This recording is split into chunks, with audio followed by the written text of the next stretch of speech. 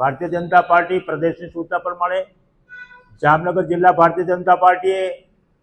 6 વર્ષ માટે સસ્પેન્ડ કરવામાં આવેલા છે એવા ભાઈશ્રી દ્રોણા હિતેશ ભોજાણી, ચંદ્રકાંતભાઈ વલોરા,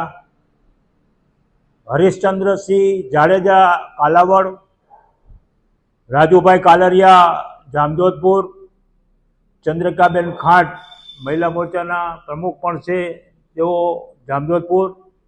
લાલજીભાઈ વિંજોડા પૂર્વ નગરપાલિકાના પ્રમુખ અને વીરાભાઈ કટારા એ કાર્યકર્તા છે એવા 7 કાર્યકર્તાને ભારતીય જનતા પાર્ટીએ 6 વર્ષ માટે અશિષ્ટ કરતા સત્તાવાર ઉમેદવારની સામે જેમને પોતાની ઉમેદવારી કરતા એમને 6 વર્ષ માટે સસ્પેન્ડ કરવામાં આવેલ છે।